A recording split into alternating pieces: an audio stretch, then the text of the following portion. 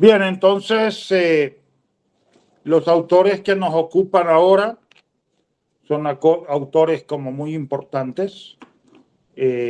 Maurice Godelier, que es un autor de gran trascendencia para la antropología francesa, la antropología marxista francesa, ¿verdad? Maurice Godelier, que se le ubica en el marxismo-estructuralismo,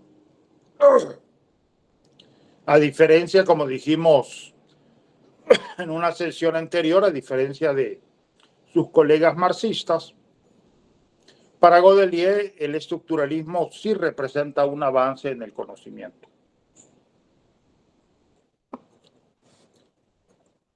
Representa un avance en el conocimiento científico. Entonces, en ese sentido, bueno, es un autor muy importante, Godelier, ¿verdad? El otro que vamos a ver es Hamza Lavi, que también se le ubica en la antropología marxista. Bien. Bueno, partiendo de Godelier,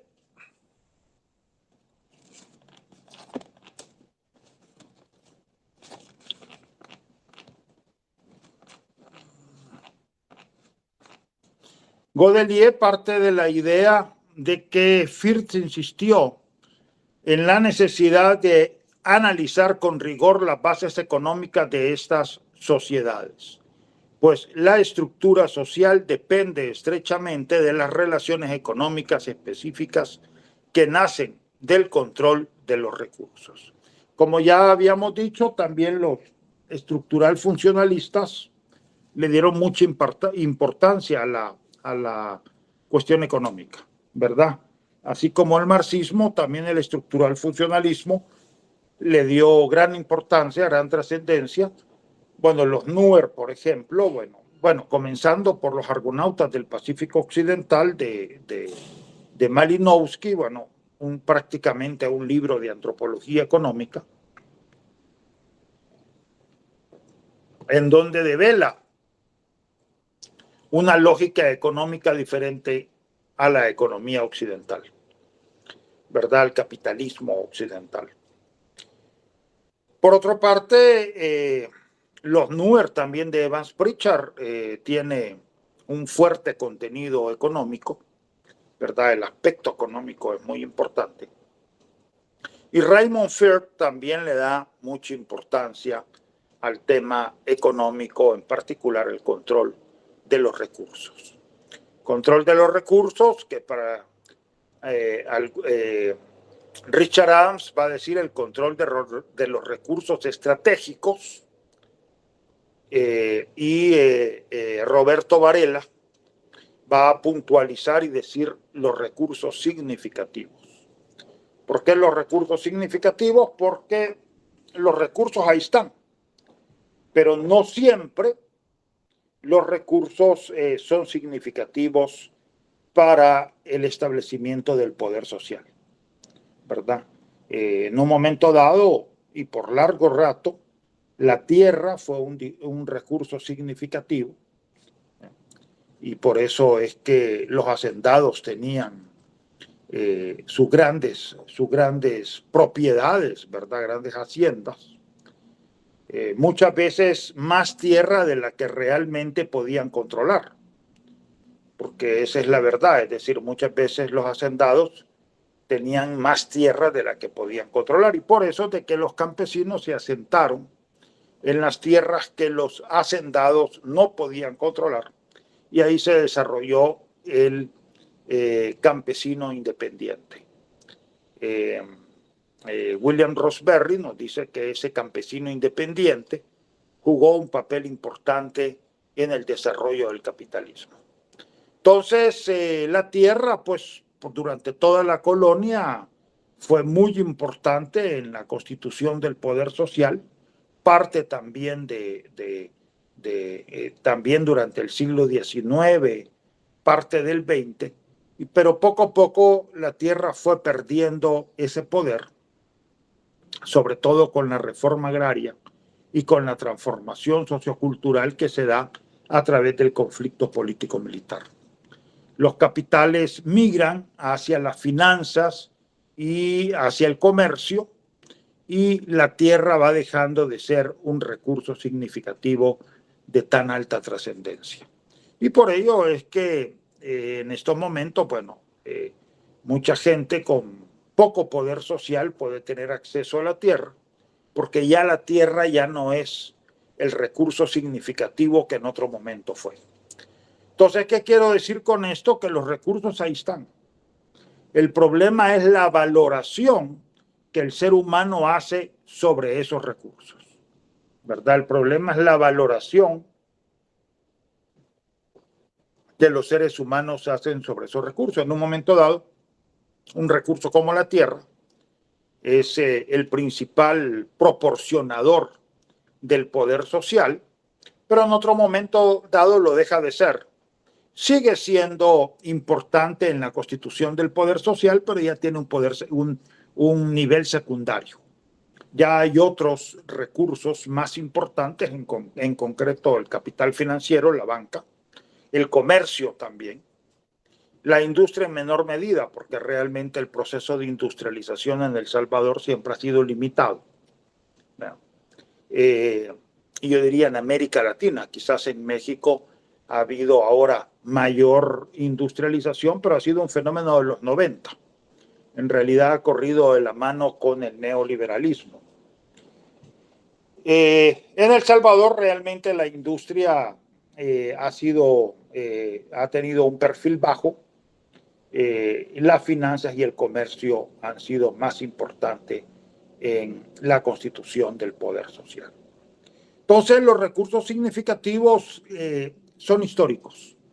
Eso es lo importante. Por eso es de que Roberto Varela establece recursos significativos, porque son históricos, ¿verdad? En un momento dado, por ejemplo, el petróleo se constituyó en un recurso significativo. El petróleo siempre estuvo ahí.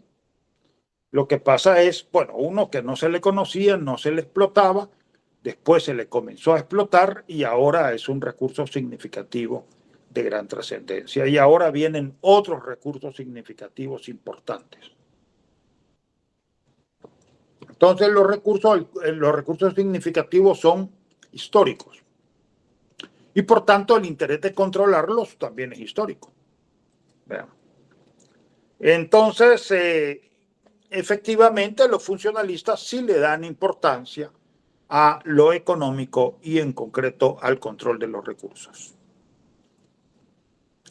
Entre los funcionalistas, nos dice Maurice Godelier, estaba extendida la idea de que la clave de la unidad o el equilibrio de la sociedad residía en la estructura y de que ésta se basaba en las relaciones de parentesco y matrimonio y en las relaciones políticas. Muchos estructural funcionalistas más bien le dieron mucha trascendencia, sí, a lo económico, pero sobre todo al parentesco y a la política, ¿verdad?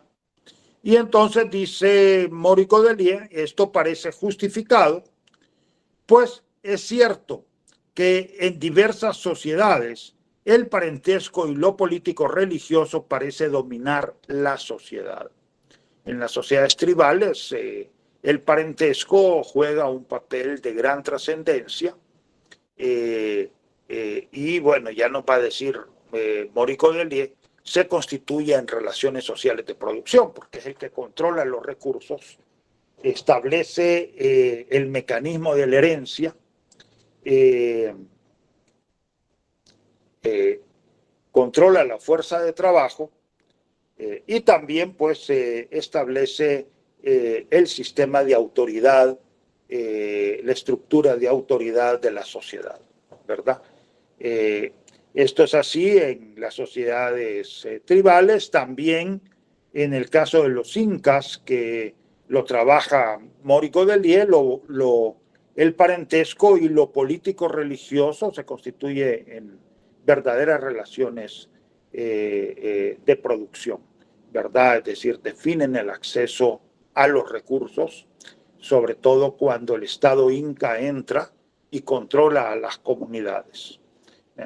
Entre nosotros, digamos, a nivel campesino, y yo diría en general lo que se ha denominado el modo producción doméstico, efectivamente el parentesco juega un papel fundamental. Esto es así en las sociedades campesinas y semicampesinas y también en las sociedades, en las sociedades urbanas informales, en la economía urbana informal.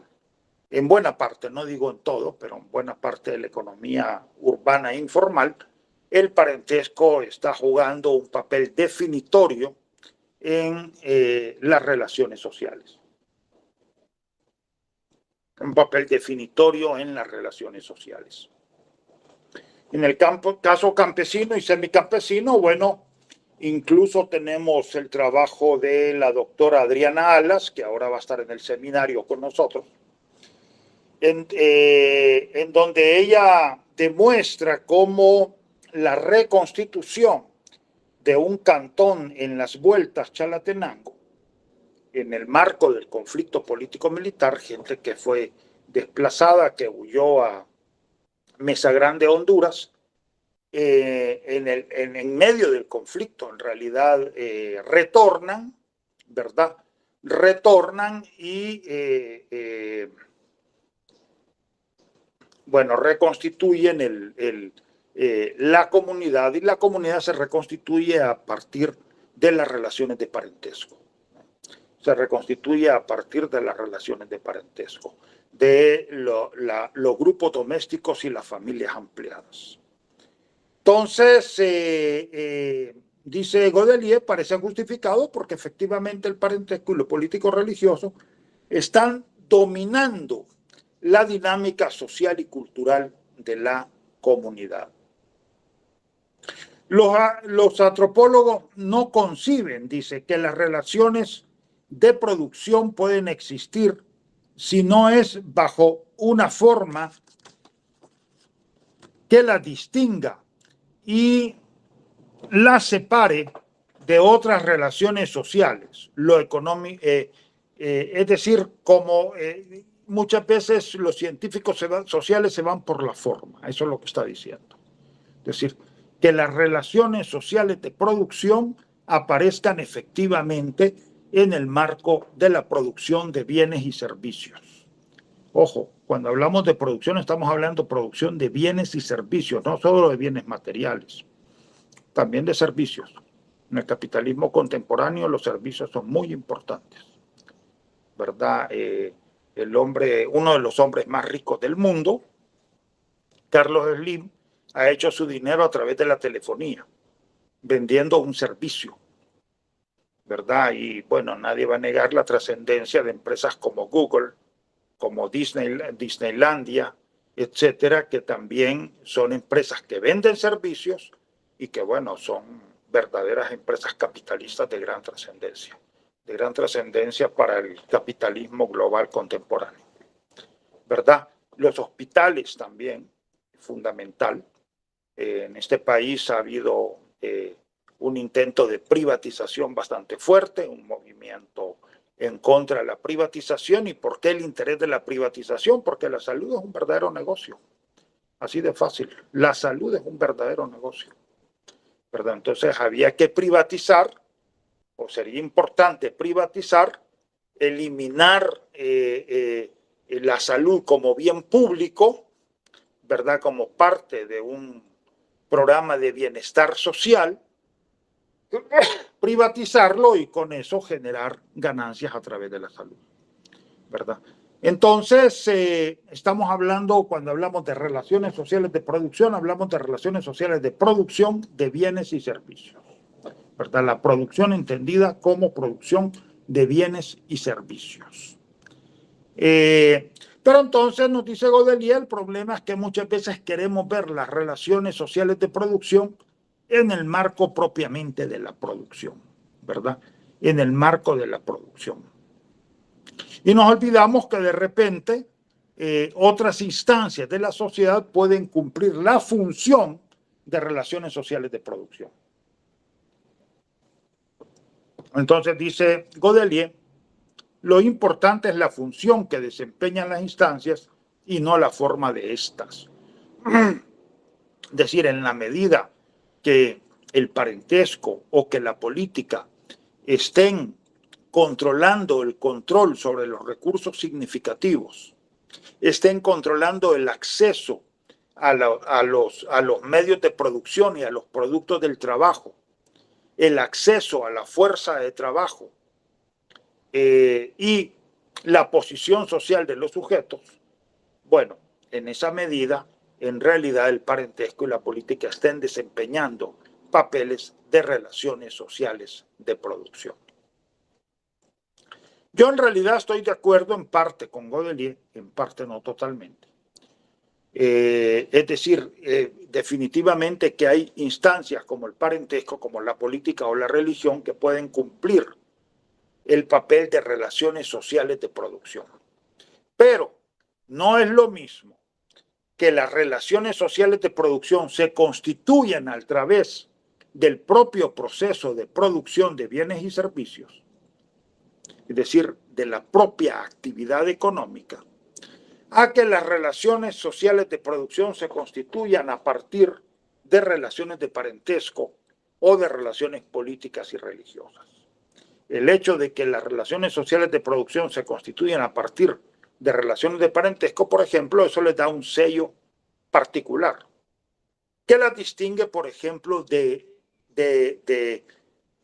la dinámica propiamente capitalista, en la cual las relaciones sociales de producción se constituyen a partir del proceso mismo de producción.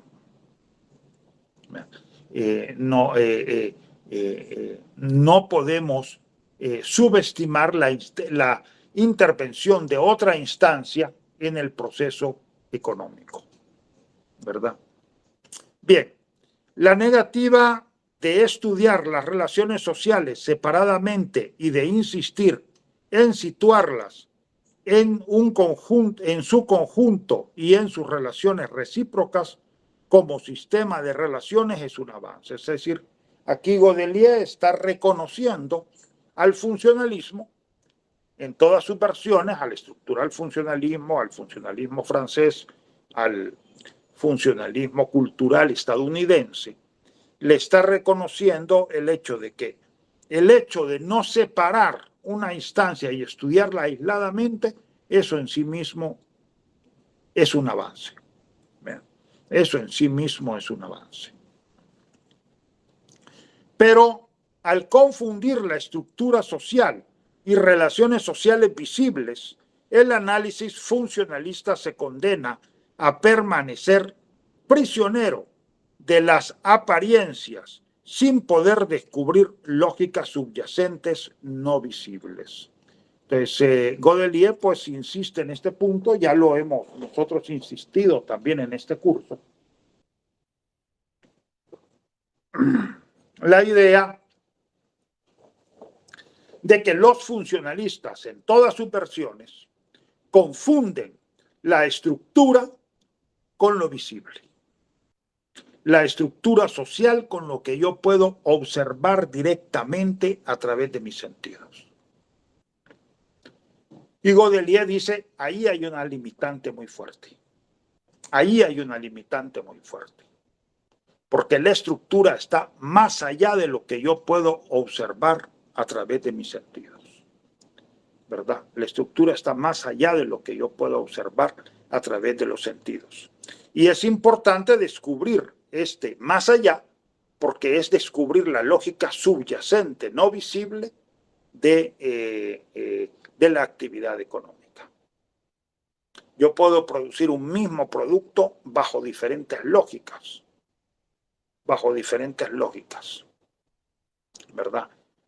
Puedo producir maíz bajo una lógica de subsistencia o puedo producir maíz bajo una lógica capitalista. O pongamos todavía un producto menos machacado, digamos, el café. Hay productores de café que efectivamente son grandes productores capitalistas que producen bajo una lógica de maximización de beneficios, ¿verdad? Pero hay productores de café que producen bajo una lógica de subsistencia. Hay productores de café que producen bajo una lógica de subsistencia, ¿verdad? Y en ese sentido, la lógica de producción es otra. En ese sentido, la lógica de producción es otra, ¿verdad? Lo mismo con la caña de azúcar o lo mismo con cualquier producto que ustedes quieran. También nuevamente con el maíz. Hay productores de maíz que producen bajo una lógica de maximización de beneficios, ¿verdad? Las grandes plantaciones de maíz, no solo para la Kellogg's, sino también, por ejemplo, todo lo que se extrae, el aceite de maíz, que se le coloca una gran cantidad de productos. Ahí están produciendo maíz con una lógica de maximización de beneficios. Pero hay productores de maíz que lo hacen bajo una lógica de subsistencia. O también la venta de aparatos eléctricos. Hay venta de aparatos eléctricos que definitivamente se da bajo una lógica capitalista, pero también venta que se da bajo una lógica de subsistencia. ¿Qué es lo que está determinando de que exista una u otra lógica?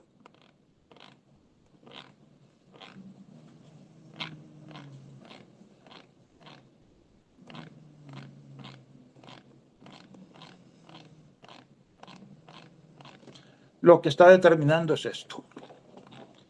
Si produzco bajo una lógica de mercancía, dinero, mercancía, prima, o bienes, dinero, bienes, prima, entonces estoy produciendo bajo una lógica de, del valor de uso. Estoy produciendo bajo una lógica del valor de uso, ¿verdad? Es decir, la lógica está orientada a la satisfacción de las necesidades humanas. La lógica está orientada a la satisfacción de las necesidades humanas. Si produzco bajo una lógica capitalista, entonces estoy produciendo bajo una lógica de maximización de beneficios. El objetivo es el incremento constante de los beneficios y en la sociedad contemporánea el incremento constante del dinero, ¿verdad? Entonces esta lógica puede aplicarse a la producción de maíz, puede aplicarse a la producción de café, puede aplicarse también al comercio, puede aplicarse a diversas instancias, ¿verdad? Puede aplicarse a diversas instancias. La misma producción de artesanías, hay producción de artesanías que se da bajo una lógica de subsistencia, bajo una lógica del valor de uso, pero también hay producción de artesanías que se da bajo una lógica de maximización de beneficios. Las mismas artesanías de La Palma. Hay artesanos que sí efectivamente logran niveles altos de ganancia y otros que no. Bueno, las lógicas son diferentes. Pero esto, ¿cómo lo descubrimos? Yendo más allá de lo visible, yendo más allá de lo observable. Si nos quedamos en la pura observación, lo que vemos, bueno, en el caso del maíz son campos de maíz, ¿verdad? En el caso del café, campos de café. Y no nos damos cuenta que hay cafetaleros que son grandes productores de café con maximización de beneficios importantes y cafetaleros que producen bajo una lógica de subsistencia. Y es la misma matita de café, ¿verdad? Es la misma matita de café.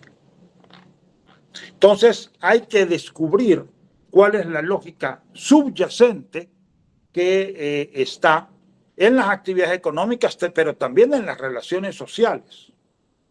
También en las relaciones sociales hay que ver cuál es la estructura realmente que está condicionando el comportamiento de los sujetos, más allá de lo que yo puedo observar.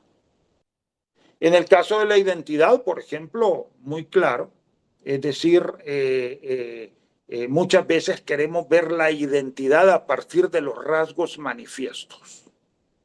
queremos ver la identidad a partir de lo que se nos manifiesta en nuestros sentidos. Y muchos grupos en realidad no manifiestan o no están interesados de manifestar abiertamente su identidad. Hay muchos salvadoreños en los Estados Unidos que desarrollan la identidad salvadoreño-americana, pero que no hablan español, que no tienen, no se revisten como salvadoreños. Entonces, claro, pasan desapercibidos, pero tienen una identidad bastante definida. ¿Verdad? A veces ni siquiera conocen el país. Y sin embargo, se definen como salvadoreños americanos. ¿Por qué? Por la dinámica de oposición y conflicto entre nosotros y los otros. Por la dinámica de oposición y conflicto entre los salvadoreños americanos y otros grupos de la misma naturaleza. Por eso. ¿Verdad?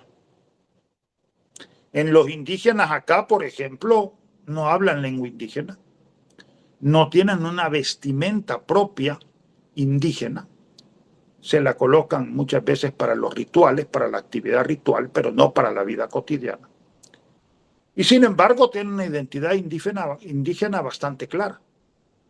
Estoy hablando de los indígenas de Izalco, de Nahuizalco, de Santo Domingo de Guzmán, de Cacaopera, de Guatajiagua. Ahora, el doctor Santiago Bastos, que por cierto esperamos que pronto va a venir aquí a El Salvador, acaba de presentar su investigación sobre Mezcala, que es una población indígena, pero igual, una población indígena que no habla lengua indígena, que habla español, que no tiene símbolos manifiestos de su identidad y que sin embargo tiene una identidad bien definida. ¿Por qué? Nuevamente por las relaciones de oposición y conflicto con los mestizos y con otros grupos indígenas de la zona. ¿Verdad? Entonces, nos invita Maurice Godelier a ir más allá de lo visible. ¿Verdad? A ir más allá de lo visible, ir más allá de lo que podemos observar directamente. Bien. Y entonces dice Godelier, obviamente, esta idea de asociar la estructura con las relaciones sociales visibles, observables, pues es una de las grandes limitantes del funcionalismo. El parentesco, dice, domina la organización social cuando no solamente regula las relaciones de descendencia y alianza, sino también los derechos de los individuos y los grupos sobre los medios de producción y los productos del trabajo. Define las relaciones de autoridad y de obediencia y, por tanto, las relaciones políticas y sirve de código para expresar las relaciones de los hombres entre sí y con la naturaleza. Es decir, el parentesco se constituye en relaciones de producción cuando controla el acceso a los medios de producción, a los productos del trabajo y a la fuerza de trabajo. Entonces está constituyendo en medios de producción. Lo único que yo insisto es que no debemos de borrar las instancias. O sea, esto no autoriza y no autoriza a Maurice Godelier a borrar las instancias. Porque, como decía Althusser, las instancias son importantes porque dan un sello, una dinámica propia. Insisto, no es lo mismo que las relaciones sociales de producción se desarrollen en el ámbito de la producción misma, entendida como producción de bienes y servicios, a que las relaciones sociales de producción se desarrollen, por ejemplo, a través del parentesco o de la estructura política y religiosa. Hay un sello diferente. En el socialismo soviético, las relaciones sociales de producción se establecieron a través de la política. Se establecieron a través de la política. Y eso le dio un sello particular que los distinguió del capitalismo, en donde las relaciones sociales de producción se establecen a partir de la producción misma. Se establecen a partir de la producción misma. ¿Verdad? Entonces, sí es importante, a pesar, pues, de que reconocemos que las relaciones de parentesco y las relaciones políticas pueden cumplir la función de relaciones sociales de producción, eso no autoriza a borrar las instancias. Porque las instancias nos permiten visualizar una relativa autonomía de cada una de ellas. Una relativa autonomía de cada una de ellas. Para Godelier hay que explicar por qué razones y en qué condiciones una determinada instancia social asume una determinada función y qué modificaciones en su forma y en su mecanismo interno explica esos cambios de función. Es decir, el capitalismo efectivamente es una sociedad que está interesada en que lo económico tenga una dinámica propia y no sea, digamos, contaminada por otra instancia, en concreto por la religión o por la política. El socialismo no. En el socialismo el Estado interviene directamente. Ahí hay dos orientaciones distintas. Bueno, en el capitalismo la idea es de que es el individuo el que debe de superarse por sí mismo. Y es el individuo el que tiene que producir los recursos para satisfacer sus necesidades. ¿Verdad? Entonces el individuo se supera por sí mismo. Mientras que en el socialismo no. En el socialismo es la idea de que la sociedad es la que satisface las necesidades de los individuos. Y por tanto, la sociedad debe de intervenir para garantizar la satisfacción de las necesidades humanas. Son dos orientaciones diferentes, ¿verdad? Dos orientaciones diferentes que le dan una dinámica diferente a la sociedad, ¿verdad? Una dinámica distinguible en la sociedad. Bien. Se constata que no basta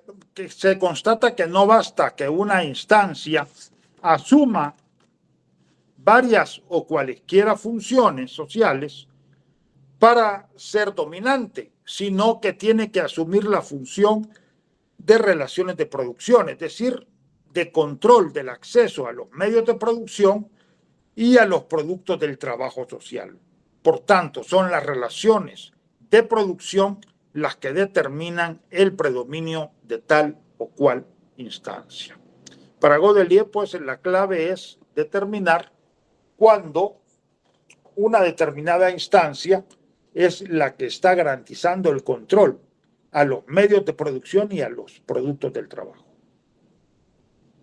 En las sociedades campesinas, semicampesinas nuestras, y también en las sociedades urbanas que funcionan bajo una lógica de subsistencia, pues es el grupo doméstico el que está garantizando el control de los medios de producción y de los productos del trabajo, ¿verdad? El control de los medios de producción y de los productos del trabajo.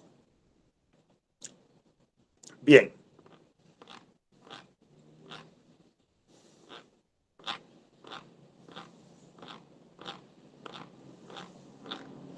Por eso dice Godelier, no basta con afirmar que las relaciones sociales son interdependientes.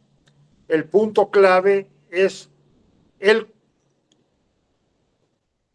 concerniente a la causalidad. Para Godelier, el elemento clave es determinar el que establece la causalidad, y la causalidad la establece en las relaciones sociales de producción, de acuerdo con Maurice Godelier. La hipótesis de la interdependencia funcional de las partes del sistema social y de que todo sistema social permanece en equilibrio ha dificultado a los funcionalistas descubrir la existencia de contradicciones al interior de una estructura social, o entre estructuras sociales al interior de un sistema, empujándoles a estudiar fuera del sistema la causa de su evolución. Esta evolución parecería no tener causa interna. No se trata de negar, dice, la existencia de causas externas, ni tampoco de negar que todo sistema implica en su funcionamiento la reproducción de las relaciones sociales que lo constituyen, pero hay que subrayar que las causas externas o internas solo tienen efecto porque ponen en juego o activan las propiedades estructurales internas de los sistemas. Más claro no canta un gallo, ¿no? En primer lugar, critica al funcionalismo por el hecho de haber subestimado las contradicciones internas. Tal parece que las sociedades, en el marco del funcionalismo, del estructural funcionalismo, se desarrollan en relativa armonía, ¿verdad? Es decir, no hay contradicciones al interior de estas sociedades.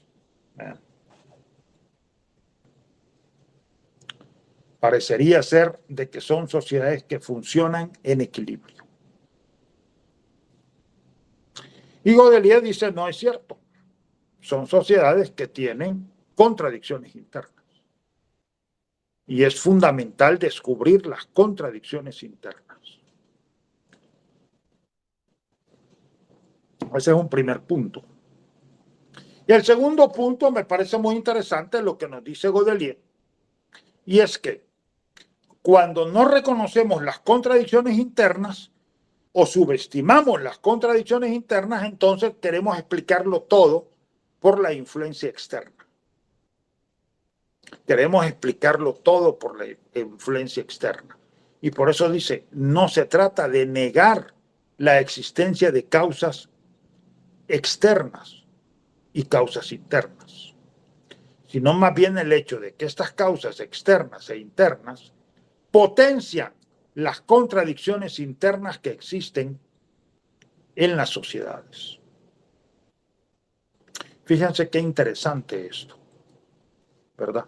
Porque ahora con la antropología de la globalización, con un marco teórico marxista, nos vienen a querer explicar el funcionamiento de la sociedad en función de causas externas. Tal parecería que todo viene por causas externas. Primero, a veces el mismo conflicto político-militar, bajo la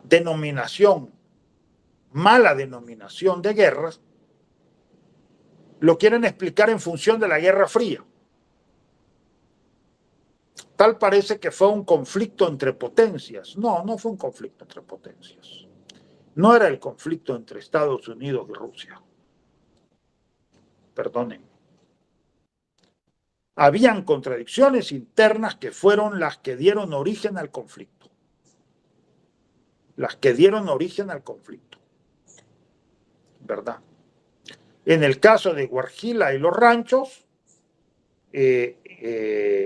la escasez de tierra, que estaba acaparada por terratenientes locales, ¿verdad? El maltrato en las cortas de café y caña de azúcar, sobre todo por los grandes terratenientes nacionales, el sobreuso de la fuerza física y el cambio de mentalidad provocado por la teología de la liberación y la opción preferencial por los pobres.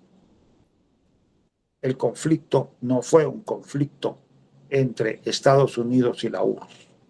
No, fue un conflicto interno que se desarrolló. A nivel nacional, bueno, también el dominio tan fuerte de los militares y el interés de instaurar la democracia, ¿verdad? Entonces el problema está de que quiere explicarse todo en función de causas externas.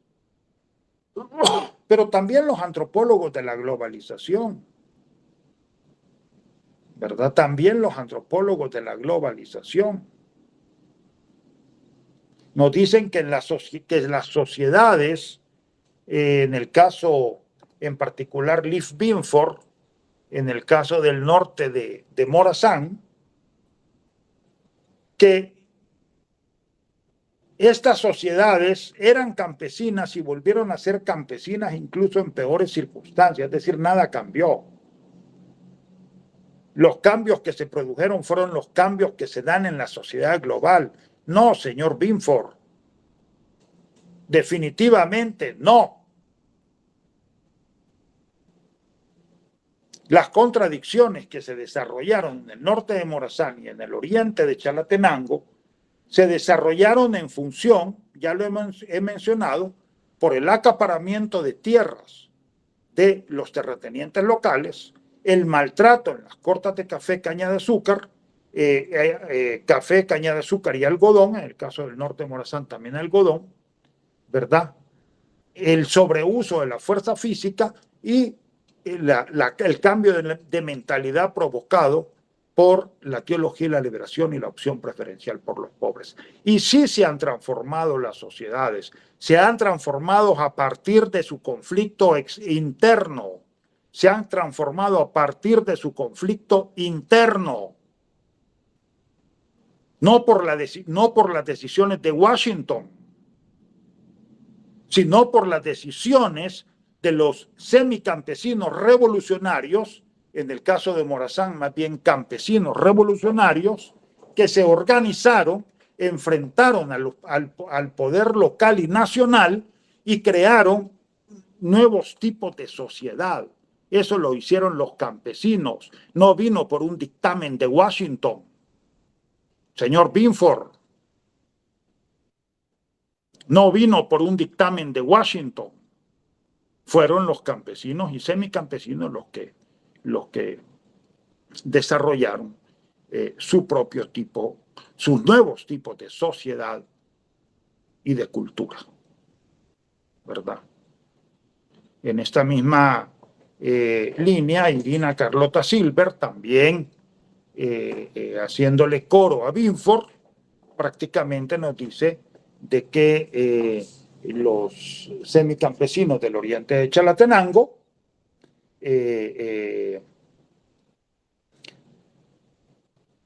pues básicamente continúan en el marco del capitalismo neoliberal.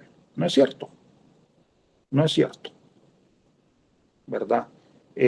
Han creado nuevos tipos de sociedad y cultura a partir, obviamente, de sus estructuras tradicionales, como la dinámica de los grupos domésticos y la familia ampliada, por una parte, y por otra parte también el cambio que ha habido en la estructura política. el cambio de la estructura política que les ha dado capacidad de autodeterminación. Capacidad de autodeterminación. ¿Verdad?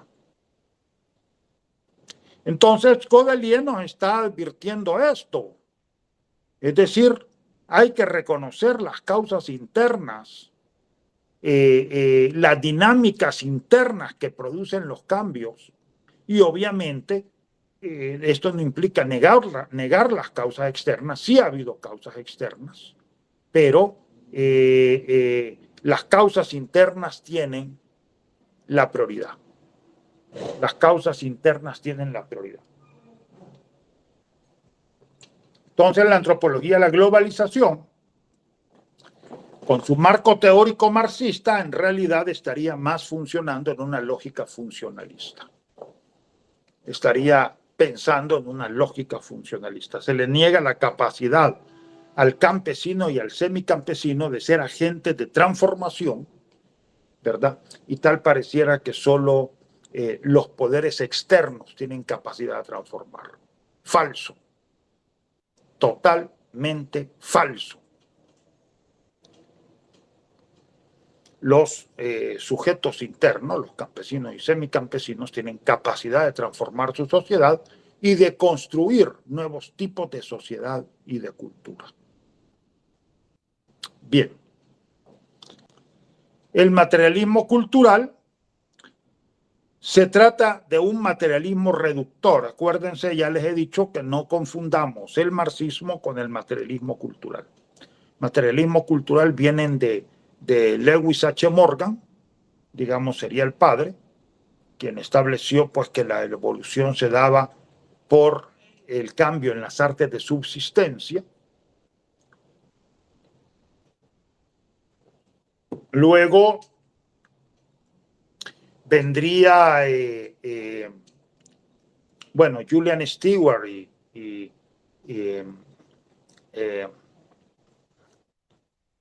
bueno, toda esta teoría de la antropología de la energía, el ponerle Leslie White, perdón, se me fue un poquito el nombre, Julian Stewart y Leslie White, insistiendo en el descubrimiento y aprovechamiento de la energía, de nuevas fuentes de energía, ¿verdad?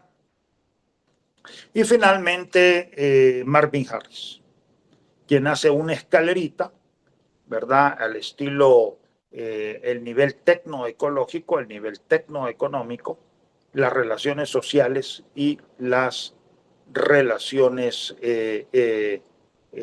simbólicas. Entonces, más bien Godelier dice se trata de un materialismo reductor.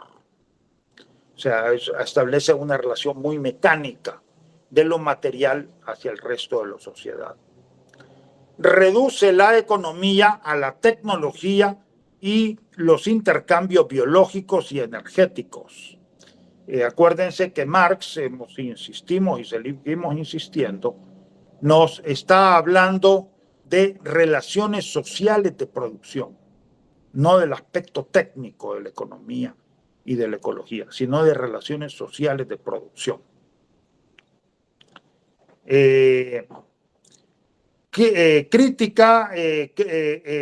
Maurice Godelier critica la interpretación del materialismo del potlatch, porque para los materialistas culturales el potlatch, que son estas fiestas, ¿no?, que hacen los indígenas de Norteamérica, no es, son concebidas como una especie de seguro para momentos de crisis, una especie de crédito.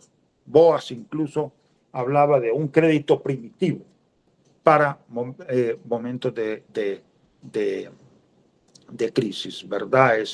El potlatch, que es esta festividad que hacen los grandes líderes de los pueblos indígenas de Norteamérica, que hacen grandes festividades, incluso compiten por el poder en función de quién hace la mejor festividad, la fiesta más potente. Aquí en Mesoamérica, de repente se ha asociado el potlatch al sistema de cargos políticos y religiosos, que por lo menos en El Salvador dominó hasta mediados del siglo XX, ¿verdad? En donde se establecía un conjunto de cargos, desde el menos importante hasta el más importante. Digamos, para hablar de Santo Domingo de Guzmán, pues entonces el más importante era precisamente la ceremonia en honor a Santo Domingo de Guzmán. Estaban también las ceremonias de la Semana Santa.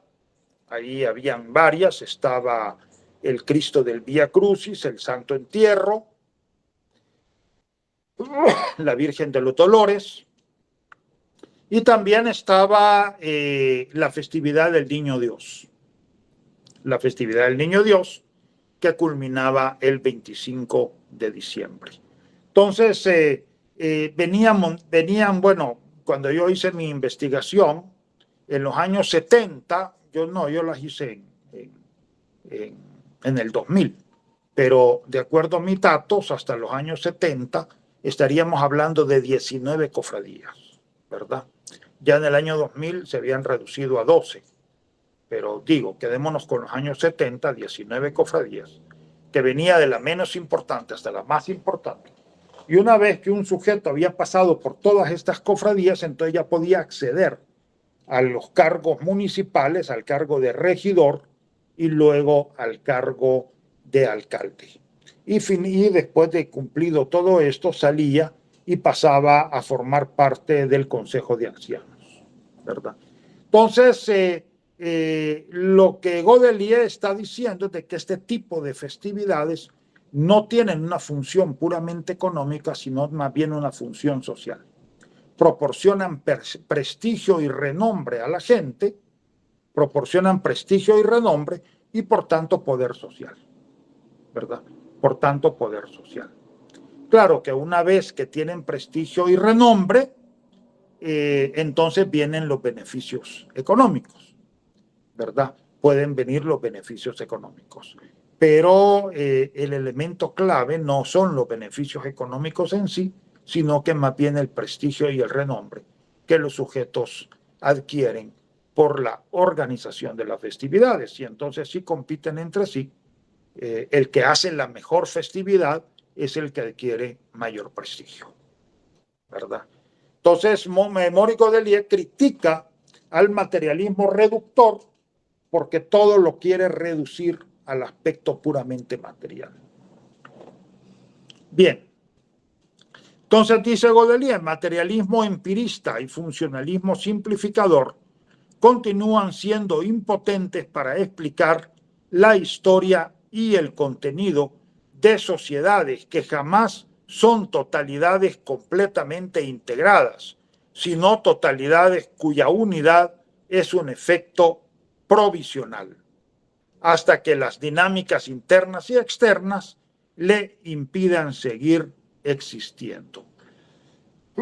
Es decir, las sociedades nunca son totalidades totalmente integradas.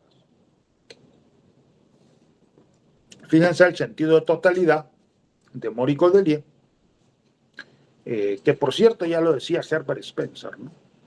Es decir, las sociedades nunca están totalmente integradas. Entonces, son totalidades, pero totalidades que como tales son imperfectas y que en un momento dado pueden dejar de existir, pueden explotar. ¿Por qué explotan? Por causas internas y externas, no solo externas, también por causas internas, ¿verdad? También por causas internas, por las contradicciones que se generan al interior de las comunidades y los municipios. Bien.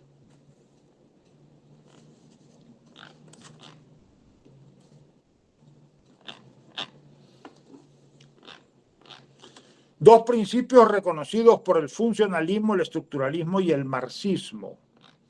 Hay que analizar las relaciones sociales no una por una separadamente, sino tomándolas en sus relaciones recíprocas, considerándolas como totalidades que forman sistemas. Esto es cierto para el funcionalismo y es cierto para el marxismo. No es cierto para el estructuralismo.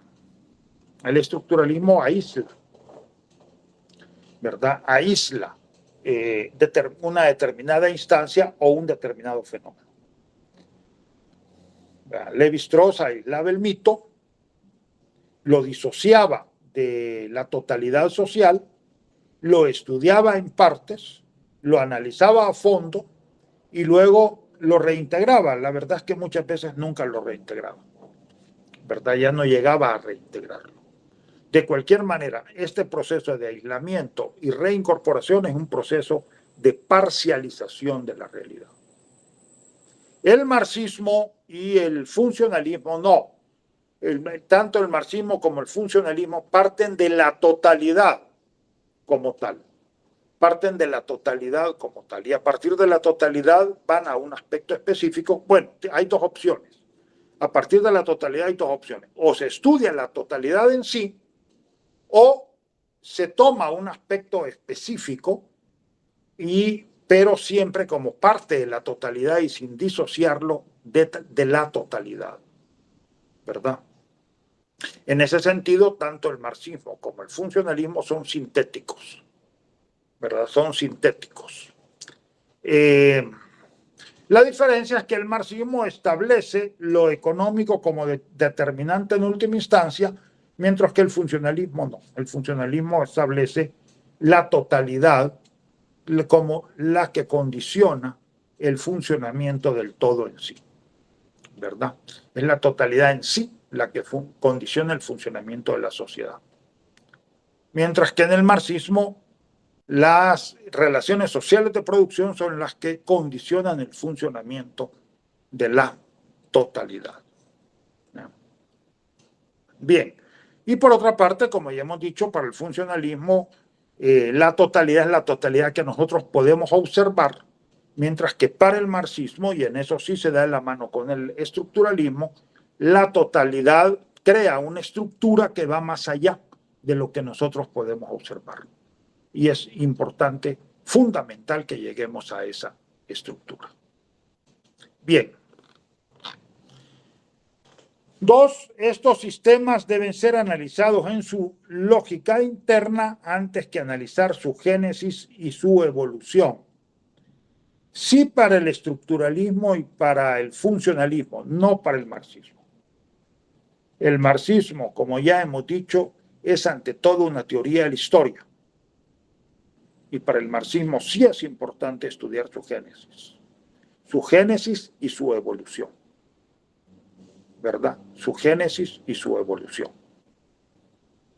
Bien, para los funcionalistas, una estructura es un aspecto de lo real y afirman su realidad fuera de la mente humana. Para Leach, una estructura es una construcción de la mente que ordena la realidad. Para Lévi-Strauss, las estructuras forman parte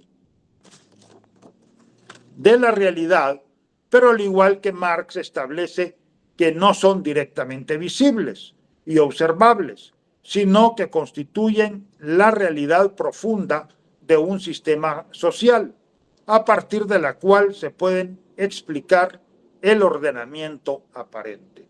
Por tanto, para Lévi-Strauss, al igual que para Marx, la estructura es una construcción de la mente, pero también es algo que está en la realidad, pero no en la realidad visible, sino que hay que ir más allá de la realidad, ¿verdad? Hay que ir más allá de la realidad.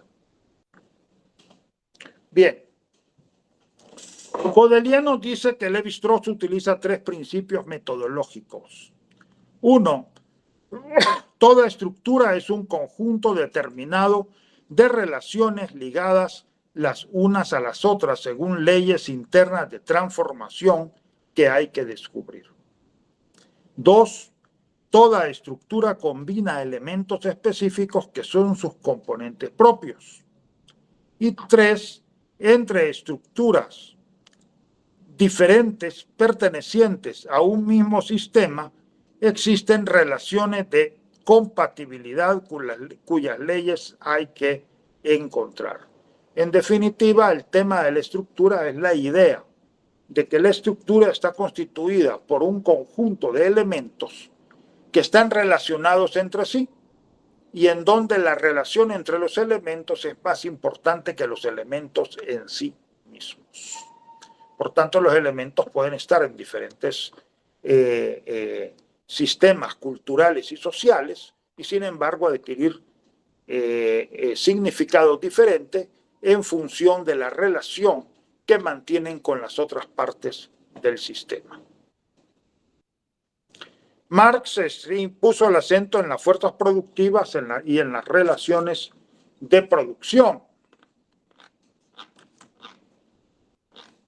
y en la relación estructura-superestructura, que en realidad sigue estando presente, ya sea de manera explícita o implícita, en los autores marxistas. Las posiciones, nos dice Godelier, del empirismo funcionalista, al historiador los cambios, al etnólogo las estructuras. Bueno, esto mismo lo decía Lévi-Strauss, ¿verdad? Al historiador los cambios, al etnólogo las estructuras. No caigamos, porque sí ha caído la antropología mexicana y latinoamericana en esta idea funcionalista, ¿verdad? En esta idea funcionalista. Al historiador los cambios, o sea, que el historiador se ocupe de la historia. Nosotros nos ocupamos del presente, no.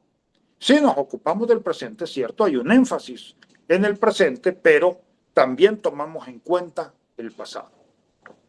También tomamos en cuenta el pasado. ¿Por qué? Porque el pasado condiciona el presente.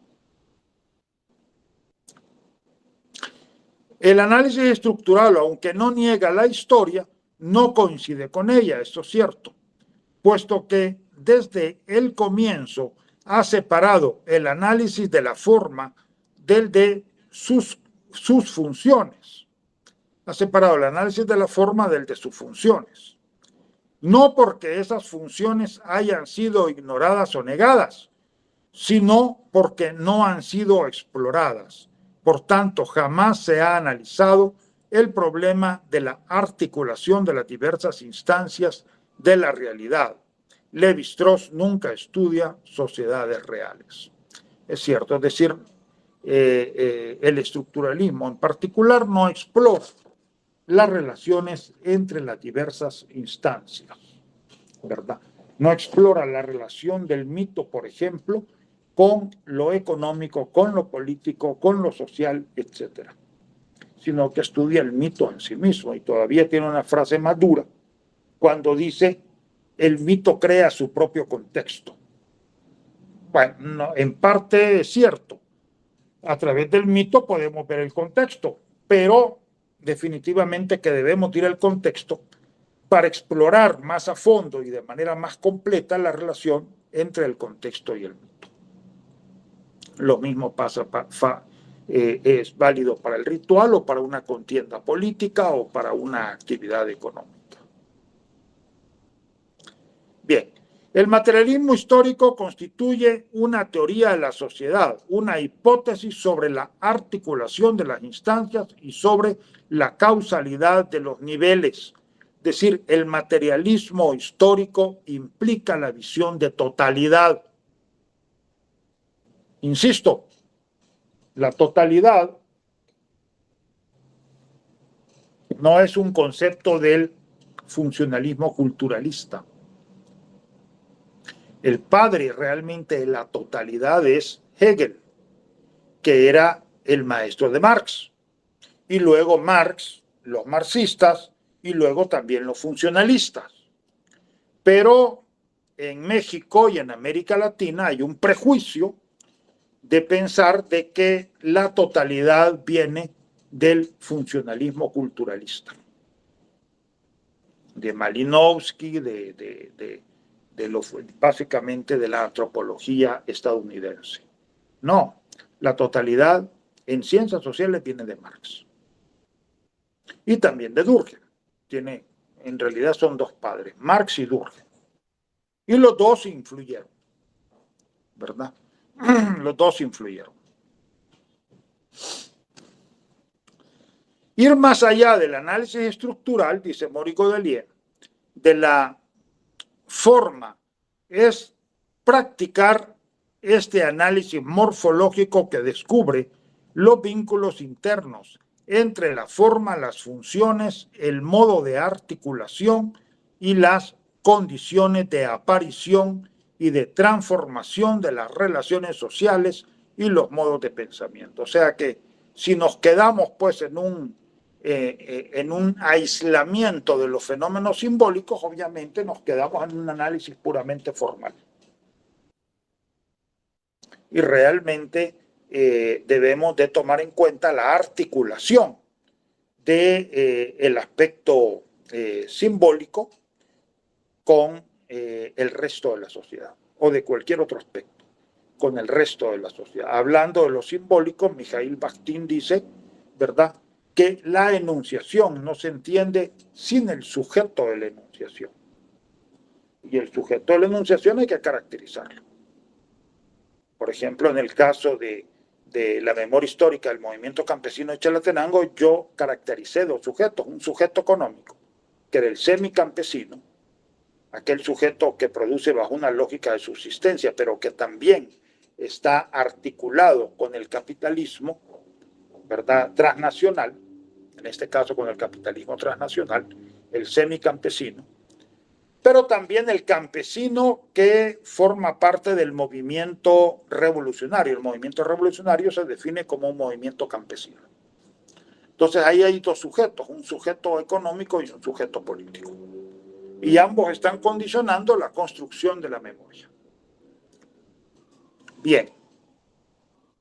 Y Maurice Godelier termina con una reflexión sobre el pensamiento salvaje, que es un pensamiento que funciona por analogía, por equivalencias, ¿verdad? Y está hablando del pensamiento salvaje y no del pensamiento de los salvajes. O sea, el pensamiento salvaje está presente en las sociedades contemporáneas y tiene que ver con este sujeto que él detecta, el bricoleur, que es un sujeto que en realidad toma pedazos de diferentes discursos y de diferentes prácticas y va creando pues un sistema propio a partir de unir pedazos de diferentes discursos y prácticas sociales, ¿verdad?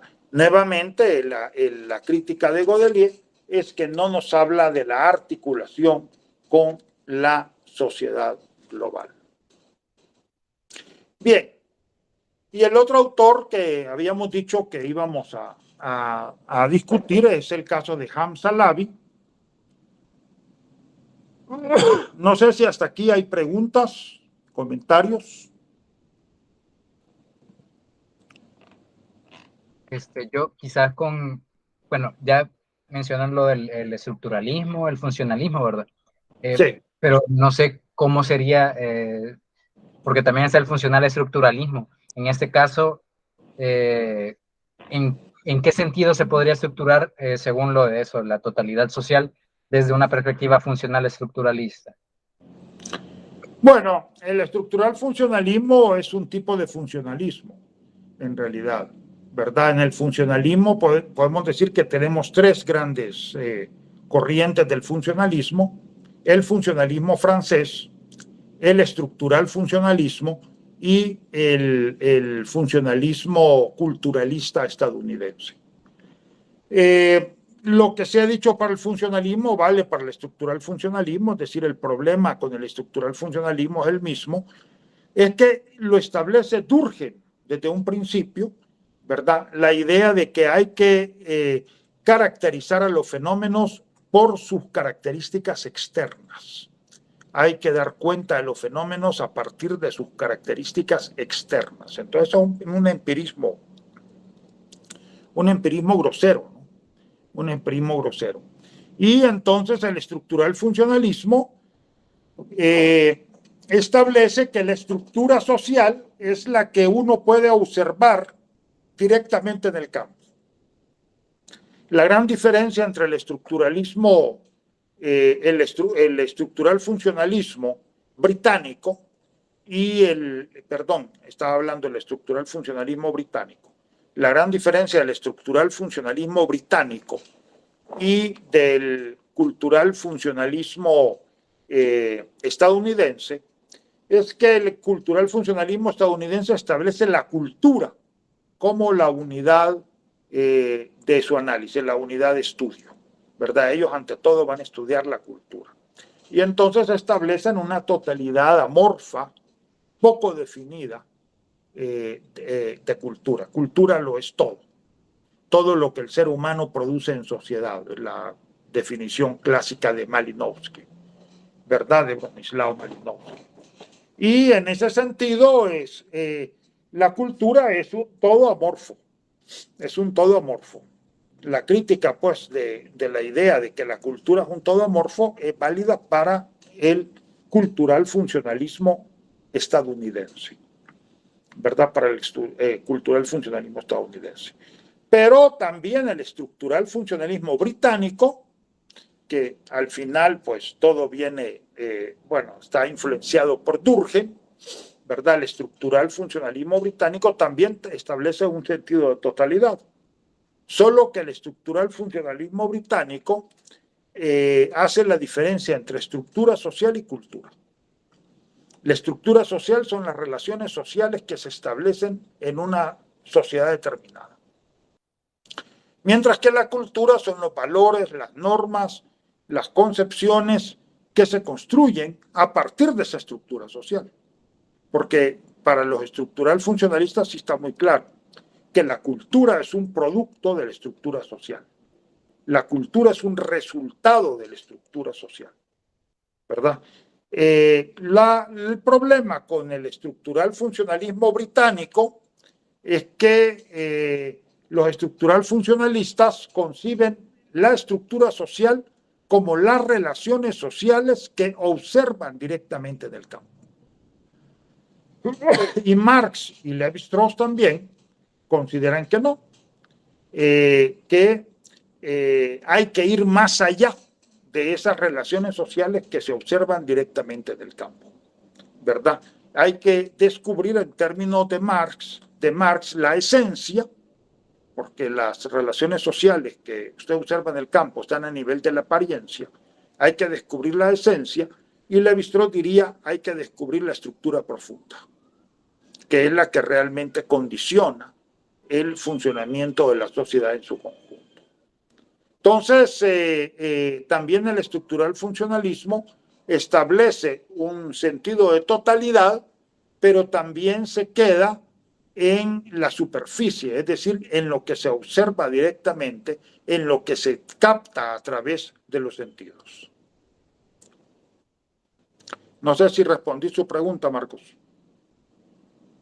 Sí, ahora ya me quedó mucho más claro, porque sí tenía esa confusión pero ahora con eso de que pues el funcional estructuralismo forma parte de esa tendencia también del funcionalismo, que no sabía realmente yo, y ahora ya me quedó mucho más claro esa cuestión.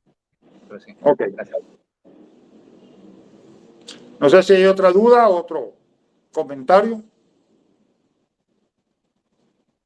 Si no, pues continuamos con Hamza Lavi, que era el otro autor que nos tenía. Y Hamza Lavi parte precisamente de esta relación de la clase en sí a la clase para sí, que tiene que ver con la construcción de la conciencia revolucionaria. Con la construcción de la conciencia social, pero digamos, hablando en el marco de la teoría de la revolución social, la construcción de la conciencia revolucionaria. La clase en sí es el hecho de que la clase existe. El campesino existe. Independientemente de que sean conscientes de ello o no, existen. ¿Verdad? Trabajan la tierra, la trabajan bajo una lógica de subsistencia, etc. Es decir, el campesino existe. Pero en un momento dado, el campesino comienza a cobrar conciencia de su condición de clase, de su condición de campesino y por tanto de su condición de clase explotada. Y en ese sentido, bueno, eso motiva a que se organicen para exigir sus derechos. El problema para Hamza Lavi de que este paso de la clase en sí a la clase para sí está mediatizado por las lealtades primordiales, por lo que denominan las lealtades primordiales. Y aquí tiene un especial papel el parentesco. Bueno, yo también pondría la religión, ¿verdad? Pero el parentesco juega un papel fundamental. Aquí remito al libro del doctor Segundo Montes, El compadrazgo, una estructura de poder.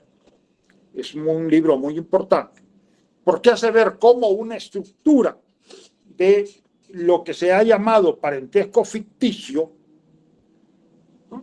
de un parentesco que se establece a través de la actividad religiosa, que es el compadrazgo, ¿verdad?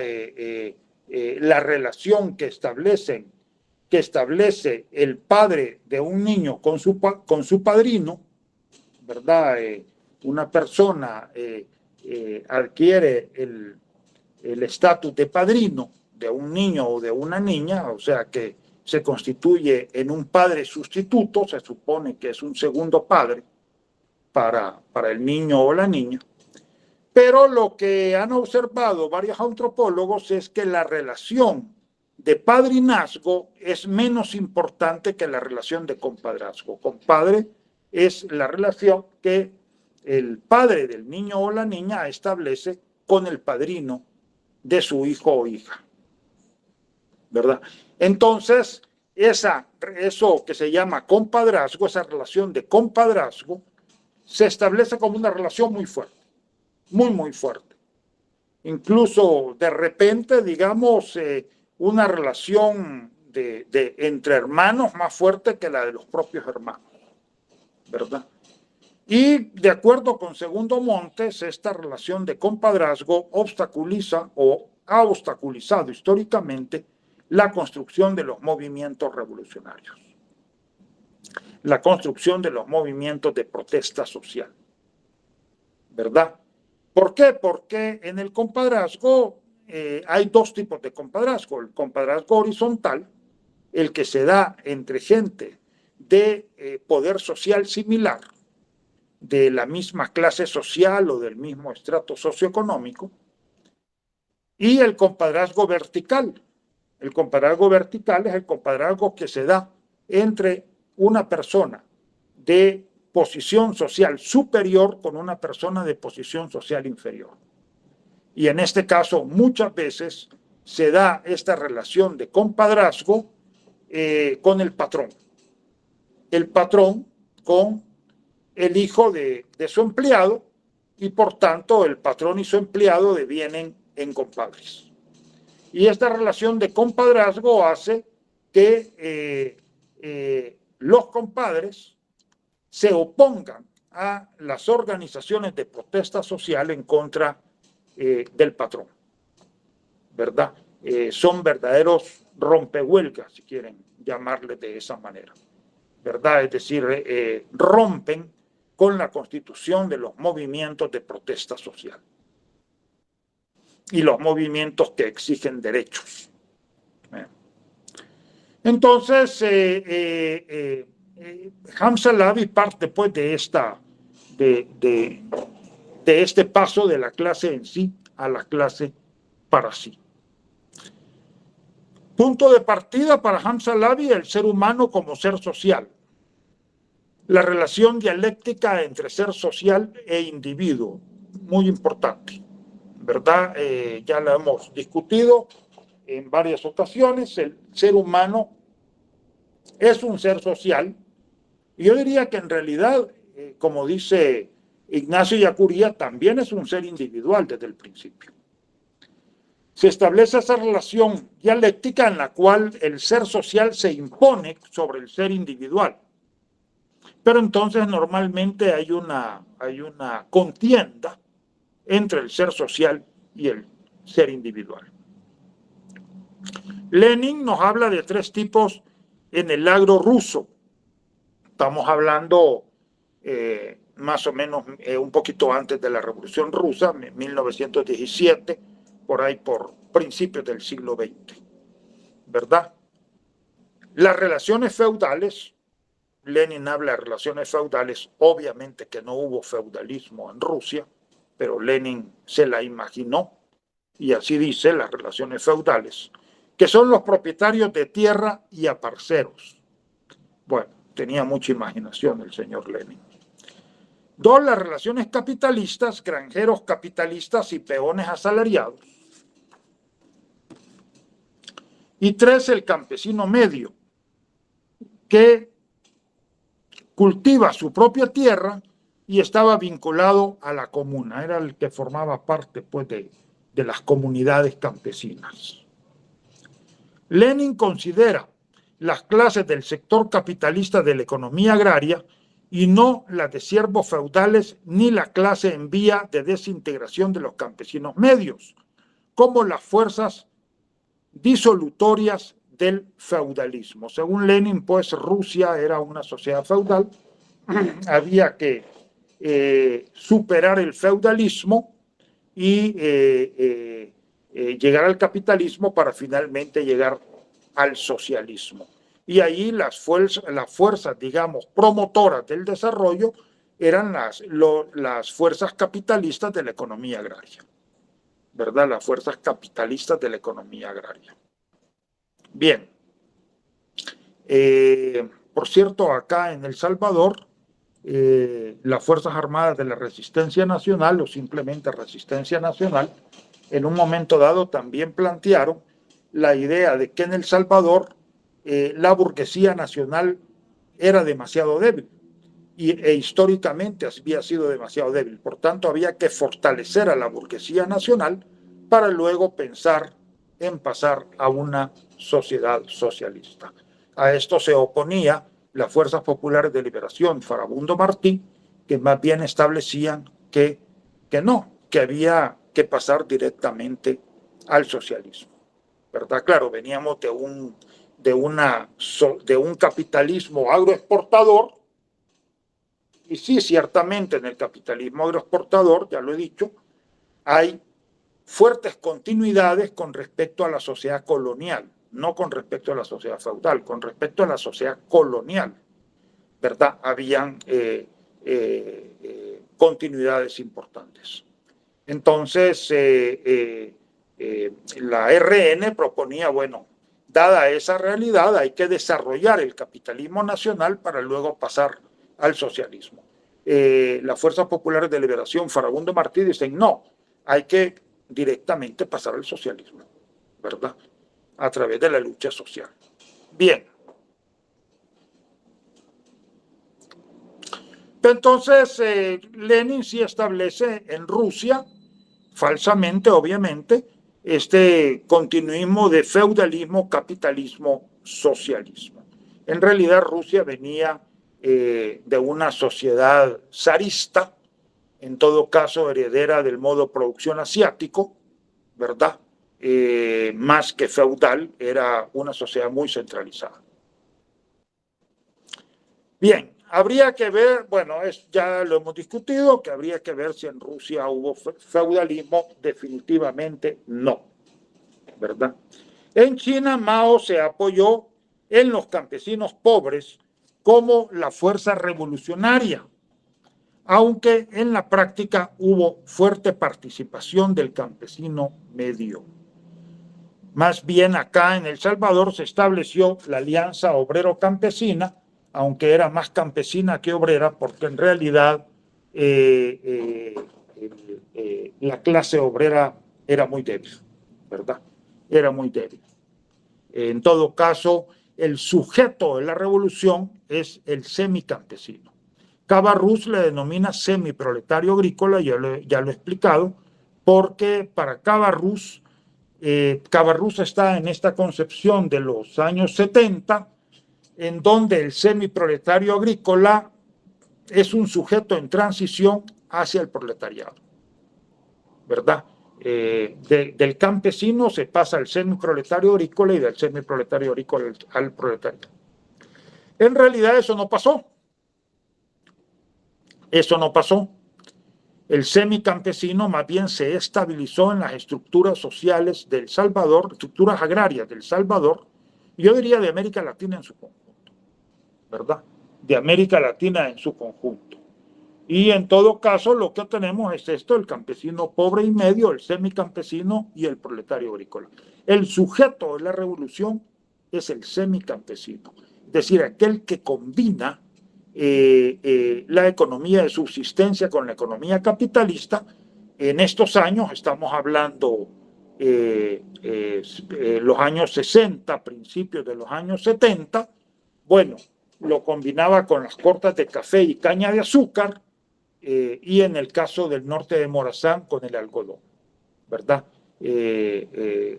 Con las cortas de café, caña de azúcar y algodón.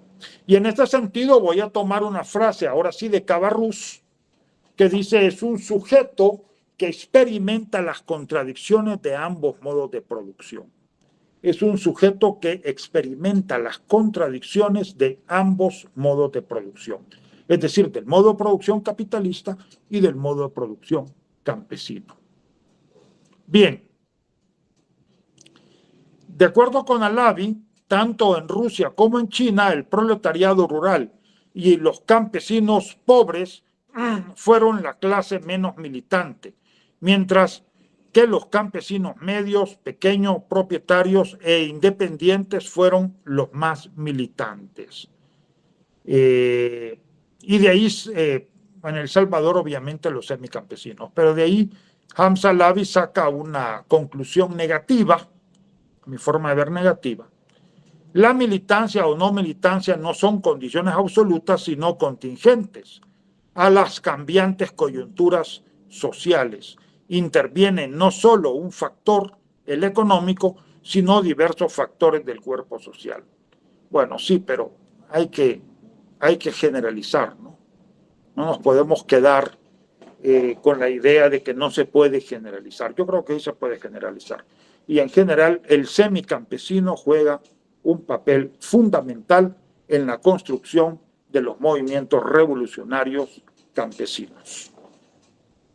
Bien, y entonces aquí pues trabaja lo que ya hemos visto, el tema de la clase en sí, a la clase para sí, un tema, si quieren, alguien que lo trabaja muy, muy bien es Georgi Lukács, también trabaja este tema, ¿verdad? En historia memoria e historia de clase. Bueno, Hamza Alavi que también pues discute este tema. Bien, la antropología estructural funcionalista se va con la antropología estructural funcionalista. Dice: ve las sociedades en equilibrio, no toma en cuenta las contradicciones entre los sujetos. El holismo metodológico, sistema armónicamente integrado. Por eso es de que yo estoy proponiendo en mi tema de investigación una nueva perspectiva holística. Una nueva perspectiva holística, y no solo yo, ya hay otros investigadores que hablan de neoholismo, ¿verdad? Que ya no ven el holismo como un todo integrado armónicamente, sino que más bien un todo heterogéneo, cambiante, dinámico y contradictorio. Bien, una nueva perspectiva holística. El análisis del estructural funcionalismo se centró en la estructura social y en particular en las relaciones de parentesco, ya lo habíamos dicho. La comunidad local es concebida como una sociedad autosuficiente, estática y aislada, ¿verdad? Sí, efectivamente aislaron las sociedades que estudiaban. El mismo Víctor Turner, por ejemplo, nos habla de los Nembú, de toda la contradicción entre el matrilinealismo y el patrilocalismo Nembú, pero no da cuenta de la inserción de los Nembú en las plantaciones de cacao. La Nestlé y en general África es una tierra donde se desarrollan muchas plantaciones capitalistas de cacao. Y los Nembú sí sabían estaban involucrados en eso, pero Víctor Torres no nos habla de eso, no nos dice.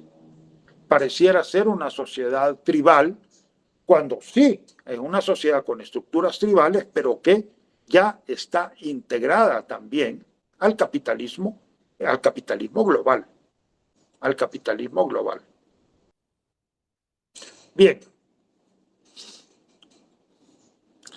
El holismo estructural funcionalista elimina al individuo, eso es cierto. El individuo, nuevamente la famosa discusión individuo-sociedad, estructura, proceso social, vuelve a ser importante, ¿verdad?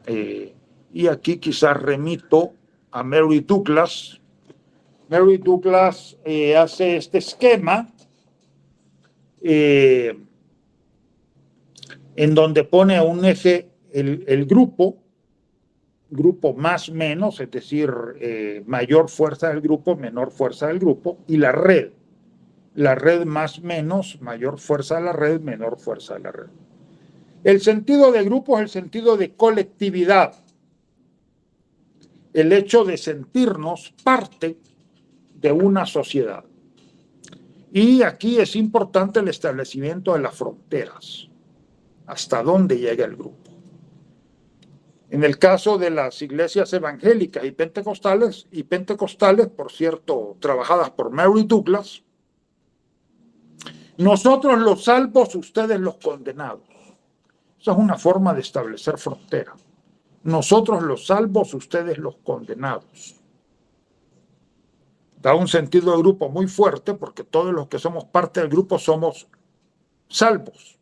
Los demás son condenados. Nosotros los revolucionarios, ustedes los contrarrevolucionarios. Todos los que están fuera del grupo son contrarrevolucionarios.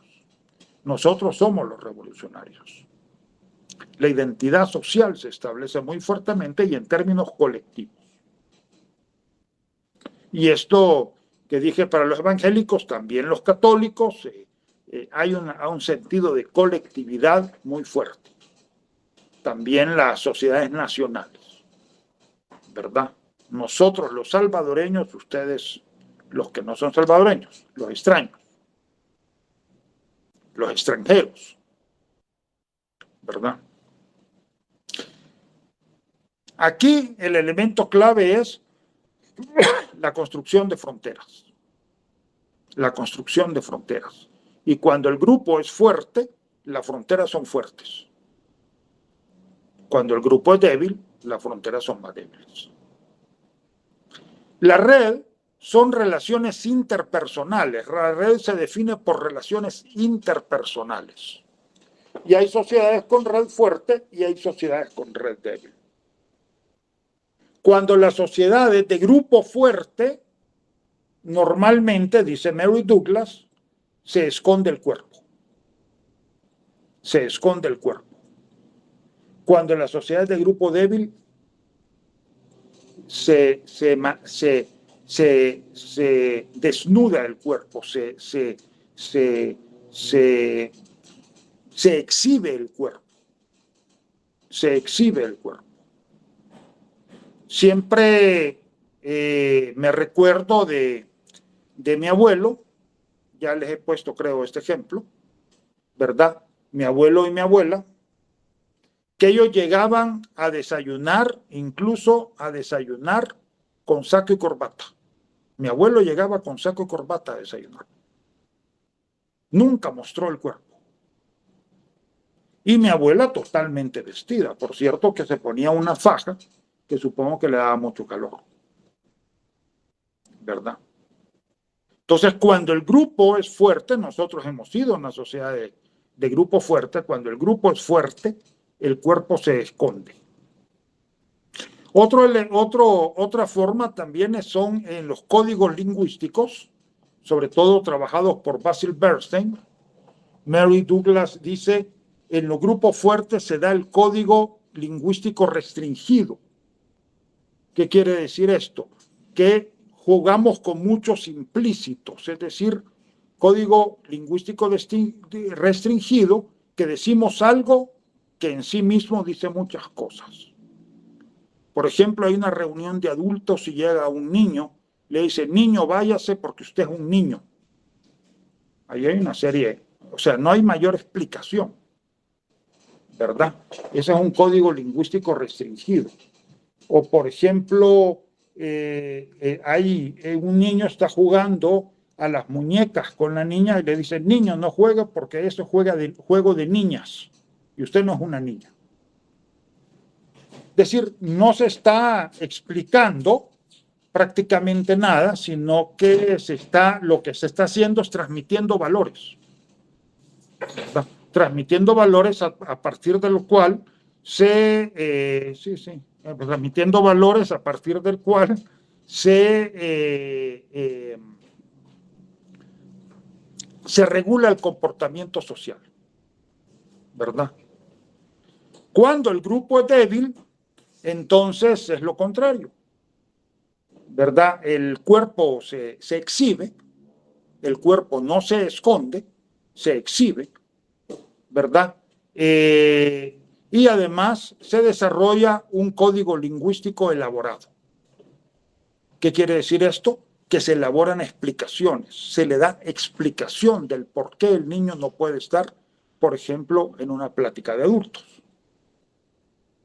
¿verdad? O por qué el niño no puede jugar con las niñas. En todo caso, se trata de elaborar una explicación y por eso es de que se habla de código lingüístico elaborado. Nosotros hemos sido una sociedad de grupo fuerte, en realidad hemos tendido a esconder el cuerpo, a desarrollar un código lingüístico restringido en oposición a los Estados Unidos, por ejemplo, que para Mary Douglas es una sociedad de grupo débil. Ahí se ha exhibido el cuerpo y también se ha desarrollado un código elaborado. Claro que también muchos analistas relacionan esto con las clases sociales y los estratos socioeconómicos en los propios Estados Unidos, en los estratos bajos, por ejemplo, el sentido del grupo es más fuerte, o en determinados grupos en los Estados Unidos es más fuerte, entre los anglos que han estado en las posiciones más altas, el código, digamos, el sentido de grupo es más débil. Pero también hay una relación con la red. Las redes son las relaciones interpersonales. Por ejemplo, en la sociedad nuestra, nosotros tenemos una sociedad de grupo fuerte, pero también de red fuerte. Por ejemplo, el parentesco entre nosotros es muy importante, ¿verdad? Ya hemos hablado de la trascendencia de los grupos domésticos y las familias ampliadas, cómo estos grupos domésticos también constituyen los grupos de interés político, también los grupos religiosos y también las migraciones transnacionales se dan a través de redes que se establecen a partir de los grupos domésticos y las familias ampliadas. Entonces, bueno, nosotros hemos sido una sociedad de grupo fuerte con red fuerte.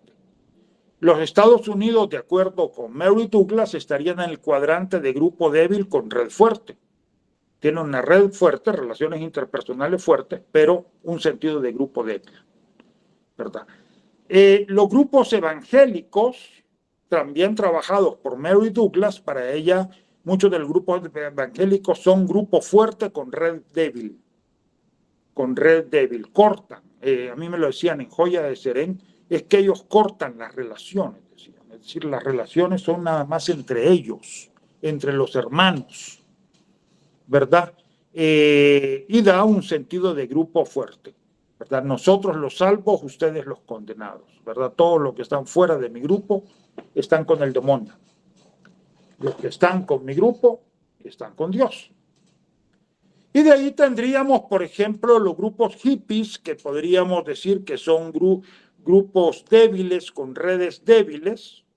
Por eso es de que es difícil incluso hablar allí en el caso de grupo o de movimiento, porque en realidad tienen un nivel de individualismo muy alto. Ahí está la canción de John Lennon, ¿verdad? Imagina un ser humano sin ninguna atadura. Prácticamente eso es lo que dice. ¿Verdad? Entonces, esto es un grupo débil con red débil, y ya en un caso extremo, pues estaríamos al nivel de la locura, ¿no? Cuando de plano el ser humano corta totalmente sus lazos con grupos y con todo tipo de relaciones interpersonales, pues estaríamos a nivel de la locura. Me parece que este modelo de Mary Douglas es importante porque es una forma de trabajar esta oposición, grupo-individuo. Esta oposición grupo-individuo, ¿verdad? Que tiene que ver con la estructura y la acción social. Y en el caso del grupo fuerte, el grupo débil, en el fondo está la idea de Durkheim, el paso de una sociedad de solidaridad mecánica a una sociedad de solidaridad orgánica. Acordémonos que para el mismo Durkheim, la solidaridad orgánica no eliminaba totalmente la solidaridad mecánica. Él detectó grupos con solidaridad mecánica incluso en la Inglaterra de su tiempo, ¿verdad? Bien.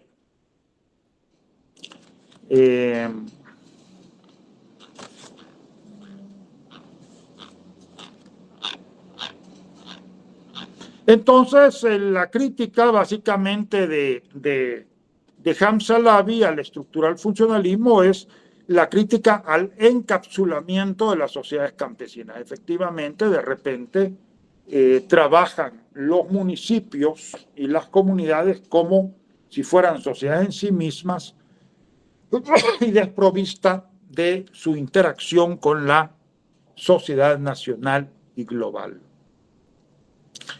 Julian Stewart establece que es incorrecto tratar cada una de las partes como si fuera un todo independiente en sí mismo. Y establece los niveles de integración. Él le llama niveles de integración intercultural.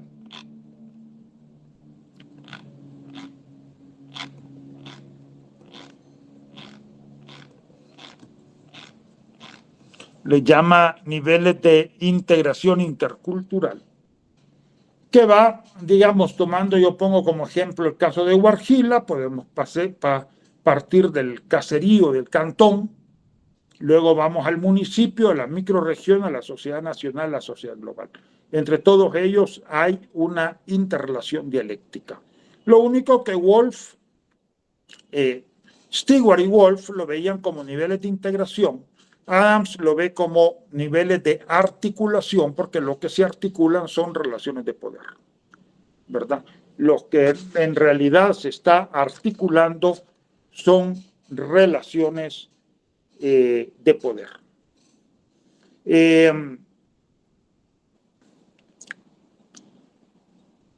Y en todos estos niveles hay intermediarios económicos, intermediarios políticos, intermediarios culturales.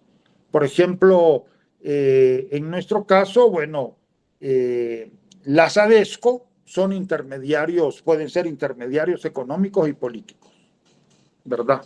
Las ADESCO. A nivel del municipio, las alcaldías, ¿verdad? A nivel de culturales, intermediarios culturales, bueno, los maestros, por eso de que el movimiento magisterial fue tan importante, ¿verdad? Porque en realidad son verdaderos intermediarios entre las sociedades locales, municipal y cantonal, y las sociedades nacional y global, ¿verdad? Sobre todo nacional, ¿verdad? Entonces los maestros son verdaderos intermediarios culturales. Los sacerdotes de pueblo, Antonio Gramsci le daba mucha importancia al sacerdote de pueblo, porque también se constituye en un intermediario cultural muy importante. Bueno, y en el caso salvadoreño, el movimiento revolucionario, que tuvo mucho que ver con la opción preferencial por los pobres y la teología de la liberación, bueno, los sacerdotes de pueblo fueron fundamentales. Un sacerdote de pueblo precisamente es el padre Rutilio Grande, que ahora lo están queriendo canonizar acertadamente, porque me parece que la labor de Rutilio fue de gran trascendencia. Él era un cura de pueblo, a diferencia de Yacuría. Yacuría era el gran intelectual, ¿no?, que estaba en la universidad. Rutilio no estaba en la universidad. Rutilio estaba en Aguilares, en el Paisnal, perdón. Rutilio estaba en el Paisnal, estaba en la ermita, en la parroquia del Paisnal. Sí creo que es parroquia, porque es municipio. Estaba en la parroquia del Paisnal, pero realmente era un cura de pueblo, sacerdote de pueblo. Y estos sacerdotes tuvieron una gran influencia en la construcción del movimiento revolucionario. Y luego también los intermediarios políticos, que es importante tomarlo en cuenta. Entonces, relaciones dialécticas entre los distintos niveles de articulación. Yo aquí me distancio de Hamza Lavi, porque Hamza Lavi, al igual que Lee Binford, al igual que Irina Carlota Silver, ven el movimiento de arriba para abajo, como que la sociedad mayor determina, y yo digo que para ellos sobredetermina a las sociedades locales, ¿verdad? Y a mí me parece que no, que las sociedades locales tienen una dinámica propia y que la relación debe de pensarse dialécticamente. Insisto, yo no veo a los semicampesinos de Guarjila siguiendo los dictámenes de Washington. Me perdonan, pero no. Que les condicionan, sí, pero no los podemos ver como simples robotitos que responden a las orientaciones de la sociedad global. Definitivamente no. Y eso es caer en el funcionalismo, lo que ya estaba criticando Mórico Dellier, ¿verdad? Que creer que la sociedad más amplia, que los cambios llegan desde afuera. No, los cambios no llegan desde afuera, los cambios se dan a partir de contradicciones internas. Y esas contradicciones internas se dan a nivel de un cantón, a nivel de un municipio y a nivel de la sociedad nacional. ¿Verdad? Vuelvo a repetir, el conflicto acá no fue el conflicto entre dos potencias. No se explica en función de la Guerra Fría. Se explica en función de las contradicciones internas que se desarrollaron en la sociedad salvadoreña y en sus sociedades locales. Bien, entonces, pero Hamza Lavi ve que hay un paso del holismo estructural funcionalismo al individualismo metodológico. Hay un peligro de caer en el individualismo metodológico, que es el paso de las sociedades tribales y agrarias a las sociedades complejas, campesinas y urbanas, ¿verdad? Y aquí pone el ejemplo de Eric Wolf. El individualismo metodológico cae en la trampa de aislar al individuo de su contexto social. Y en esto,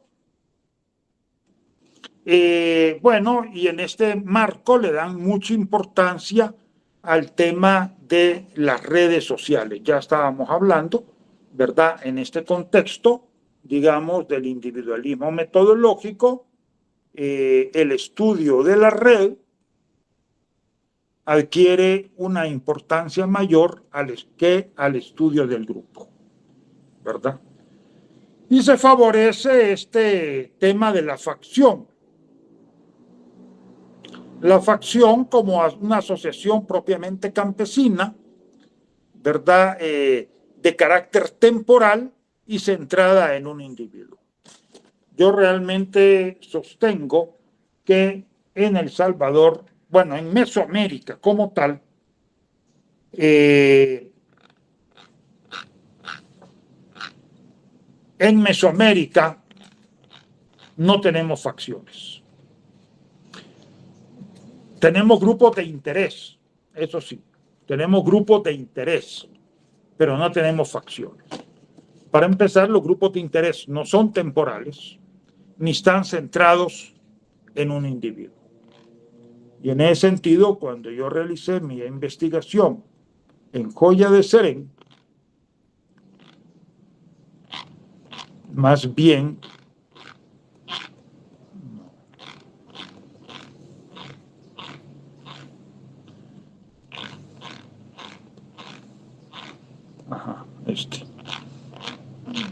cuando yo realicé mi investigación en Joya de Serén, lo que pude ver es que la SADESCO, establecí esta doble oposición entre permanentes circunstanciales, propositivos y reactivos. Permanentes cuando el grupo funciona con relativa permanencia. Circunstanciales cuando nada más se desarrolla en función de una circunstancia específica y en particular en función de un conflicto específico. Propositivos cuando proponen soluciones concretas y reactivos cuando simplemente responden a una agresión.